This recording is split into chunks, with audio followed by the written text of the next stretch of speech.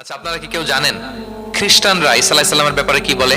ওনারা ঈসা আলাইহিস সালামকে বলে আল্লাহর ছেলে, দ্য সান অফ গড।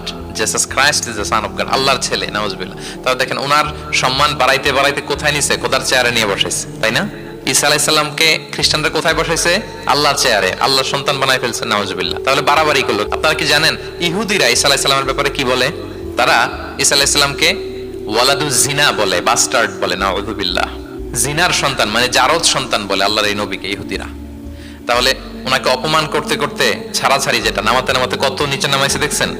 এক ধর্ম ওনারে উঠাতে উঠাতে আল্লাহর চেয়ারে, আর এক ধর্ম ওনারে নামাতে নামাতে জমিনের নিচে। আমরা কি বলি ঈসা আলাইহিস সালামের ব্যাপারে? দেখেন, আমরা বলি ঈসা আলাইহিস সালাম হচ্ছে আব্দুল্লাহি ওয়া রাসূলুহু, তিনি আল্লাহর বান্দা এবং আল্লাহর রাসূল। আল্লাহর বান্দা বলার মধ্য দিয়ে আমরা খ্রিস্টানকে রিফিউট করি, খ্রিস্টান কমিউনিটিকে। তোমরা যে আল্লাহর চেয়ারে নিয়ে বসাইছো এটা ভুল, ওইখানে না, আরো নিচে নামাইতে হবে। উনি আল্লাহর বান্দা আর রাসূলুহু, সম্মানিত রাসূল বলে আমরা ইহুদিদেরকে রিফিউট করি। তাদের জবাব দেই যে না, তোমরা একজন নবীকে যে অপমান করে বলেছো উনি বাস্টার্ড, না, উনি রাসূলুহু, আল্লাহর প্রেরিত রাসূল, এই বলে ওনার সম্মানকে আমরা উপরে উঠাই। তাহলে একদল নিছিল ওইদিকে, ওইখান থেকে নিচে নামায় নিয়ে আসি, একদল মাটির নিচে ঢুকাই দিছে, ওইখান থেকে উপরে উঠাই নিয়ে আসি। তাহলে আমরা মাঝামাঝি থাকি। সুবহানাল্লাহ পড়বেন না?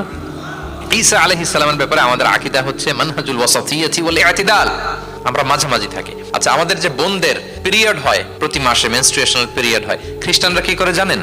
কোনো বাজ বিছান নাই, পিরিয়ড আর নন পিরিয়ডের কোনো বাজ বিছান নাই। সারা মাস তারা তাদের স্ত্রীদের সাথে ইন্টিমেসিতে যায়। আচ্ছা, গেল, ছাড়াছাড়ি করলো। আর ইহুদিরা কি করে জানেন?